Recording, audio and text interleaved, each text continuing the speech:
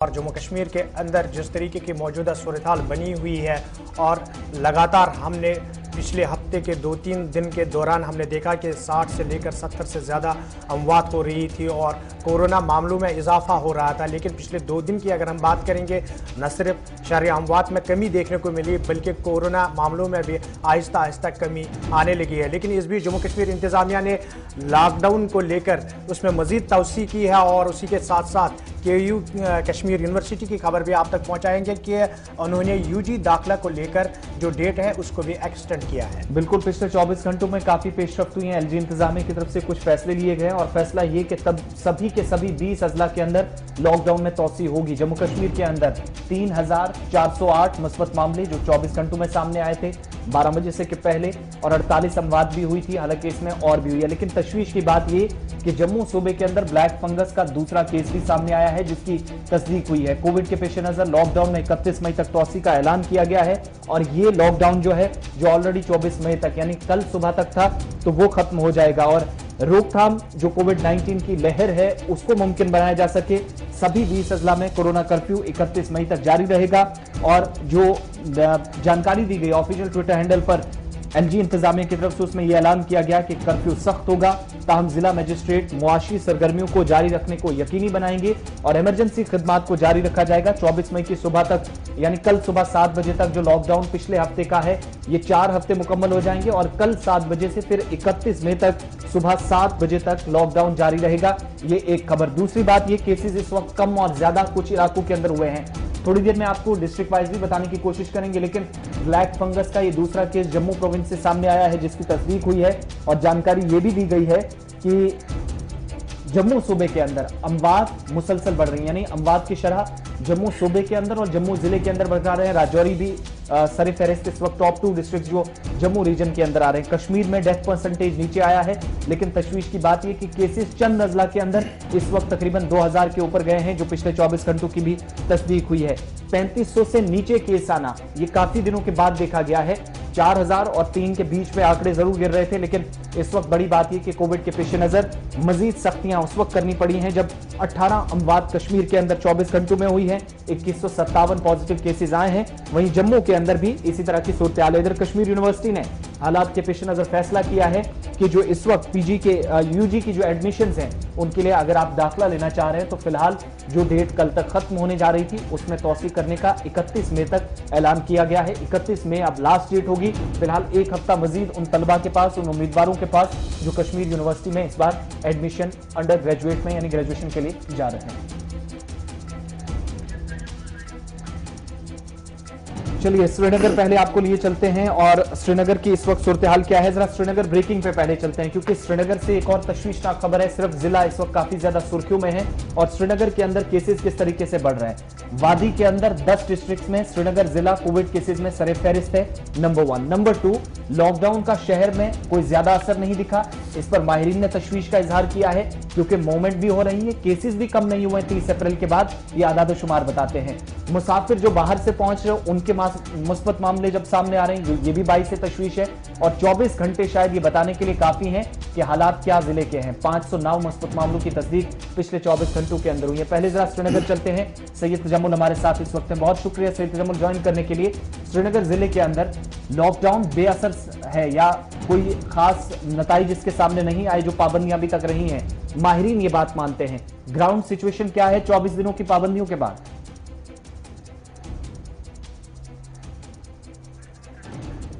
सैयद तजम्मुल आप तक आवाज पहुंच रही है? सैयद तजम्मुल आप तक हमारी आवाज पहुंच रही है?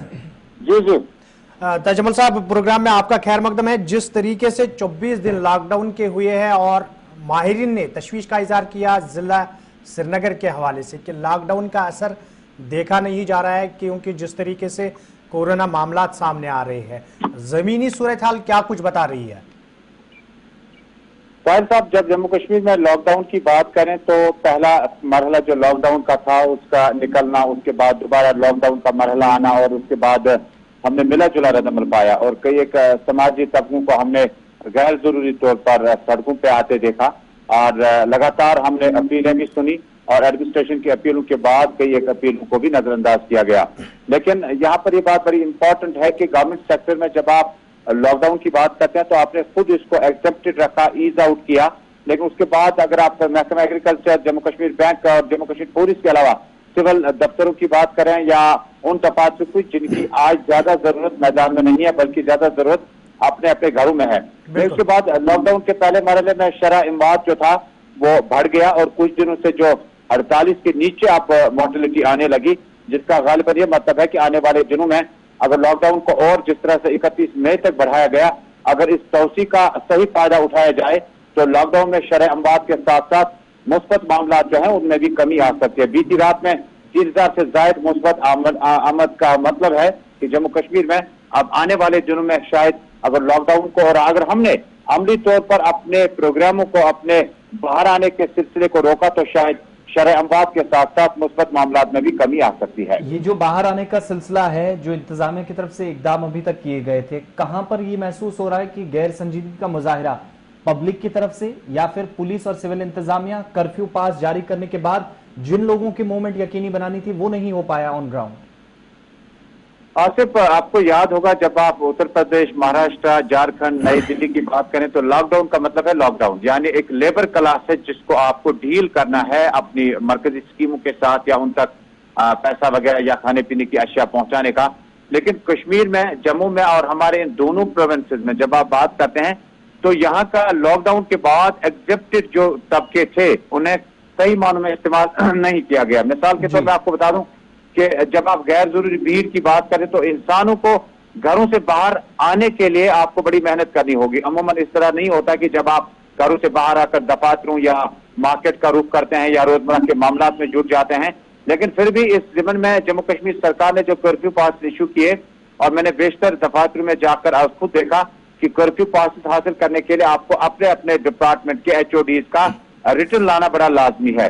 लेकिन कुछ दफातर ऐसे भी हैं जहां पर बहुत सारे अपराध को कर्फ्यू पास इशू किए गए, हालांकि वो भी उतनी ज्यादा कंप्लेंट्स नहीं आई, लेकिन फिर भी जो इजी लॉकडाउन जिसको हम कहते हैं, इस लॉकडाउन को बनस्बत बीते साल में जब आपने लॉकडाउन देखा तो बड़ा सख्त लॉकडाउन था, लेकिन इस साल का लॉकडाउन थोड़ा आपको देखा होगा कि सनत नगर, रावलपुरा और उसके बाद आप जहांगीर चौक जाइए, नटीपोरा चौक जाइए, हैदरपोरा चौक जाइए तो आपको स्लो मोशन में ट्रैफिक दिखेगा। ट्रैफिक जैम तो नहीं कर सकते लेकिन स्लो मोशन में हमने गाड़ियों को पाया, यानी जिसका मतलब है कि जिस शख्स ने घर से बाहर आना है उसके काम के बारे में जानना बड़ा जरूरी है। तजम्मुल साहब, लॉकडाउन की बात हो रही है, इंतजामिया आपने कहा कि एक तबका जो है उसको घर में रखना है और जिस तरीके से हमने देखा कि रोजमर्रा के मामलात या हालात, तो उसके बाद इंतजामिया ने जो कुछ करना था अपने तरीके से किया, 2 महीने का मुफ्त राशन का ऐलान भी किया। लेकिन इस बीच, इस लॉकडाउन के बीच अगर हम बात करेंगे रजाकार तंजीमों की, मजहबी तंजीमों की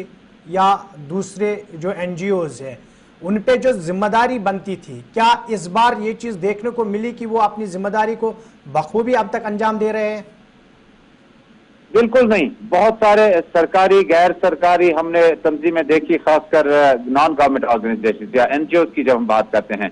अभी तक हमने फूड किट्स सोशल मीडिया पे चंद देखे, लेकिन इस लॉकडाउन में हमने बीते साल के लॉकडाउन में वो जोशो खरोश नहीं पाया, क्योंकि इस साल के लॉकडाउन में कहते हैं कि वेव बड़ा फास्ट है और इसमें जो मोर्टेलिटी रेट है, इसमें जो शरह अमवात है और मुस्बत मामला ज्यादा आने का मतलब है कि लोगों ने बहुत ज्यादा कोशिश की अपने अपने घरों में बैठने की और इज्तिमाई तौर पर कोई इतनी बड़ी कोशिश हमने नहीं देखी। हालांकि असरुत नामी गैर सरकारी तंजीम या कुछ तंजीमें हैं जिन्होंने काम करने की कोशिश की, लेकिन मुझे लगता है कि इस साल का लॉकडाउन, वो कहते हैं कि नफ्स पे बड़ा ज्यादा काबू करना है और अपनी तबीयतों और अपने आदत में बदलाव लाना है।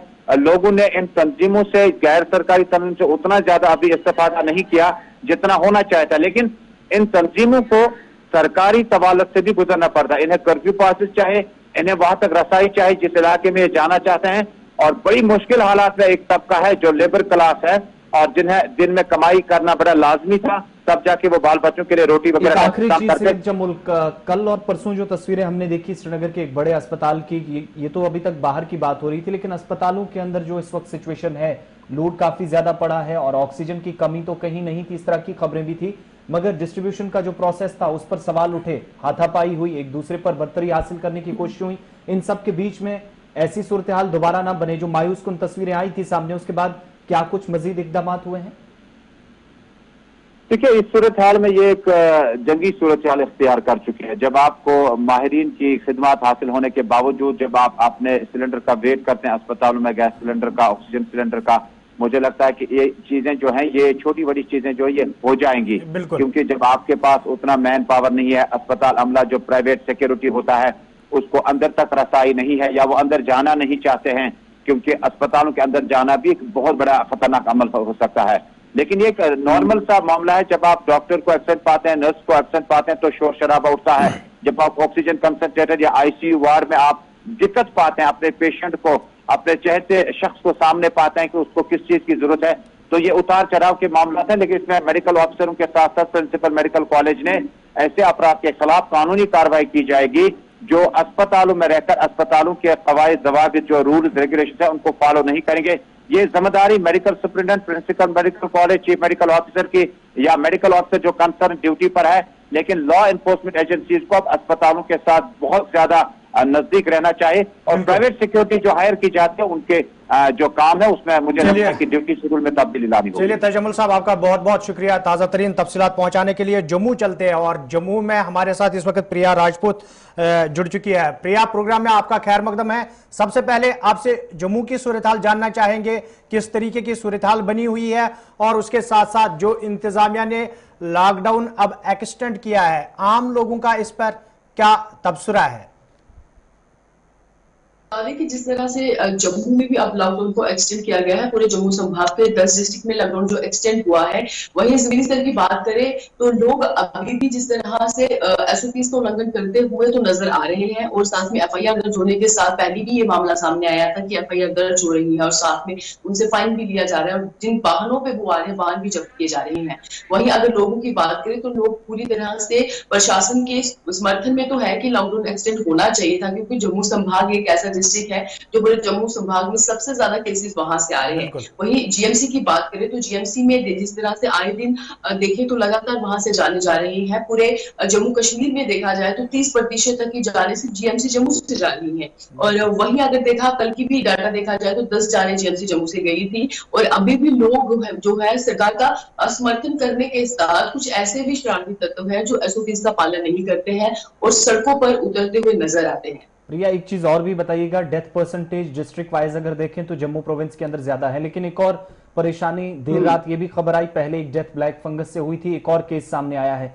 आधिकारिक तौर पर इसकी पुष्टि हो पाई है जीएमसी की तरफ से?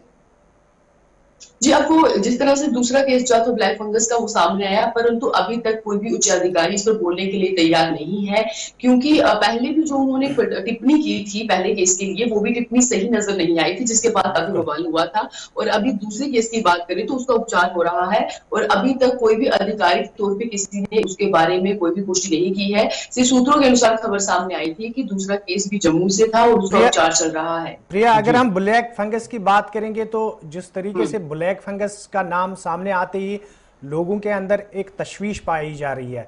जम्मू डिवीजन की अगर हम बात करेंगे, आप ग्राउंड पे लोगों से आपने बात की है, तो किस तरीके का माहौल है? क्या लोगों के अंदर तशवीश है या फिर जो माहिरीन कह रहे हैं तशवीश करने की जरूरत नहीं है बल्कि एहतियात बरतने की जरूरत है? जिस तरह से एलजी मनोज सिन्हा द्वारा भी एडवाइजरी जो है कल देर रात को जारी की गई थी, कौन से सिम्टम्स जो है होने के बाद आप संपर्क करें, तो वहीं अगर जमीनी स्तर की बात करें तो लोगों में अभी भी डर का माहौल है। जिस तरह कुछ लोग कोविड-19 से डरे हुए हैं, वैसा ही डर जो है ब्लैक फंगस के लिए भी है। लोग लगातार इसके बारे में डरे हुए हैं, क्योंकि जैसे कोविड-19 में थोड़े बहुत सिम्टम्स होने के बाद लोगों को टेस्ट करने के लिए बोला जाता था, परंतु अभी अगर ब्लैक फंगस की बात करें तो लोगों में अवेयरनेस नहीं है।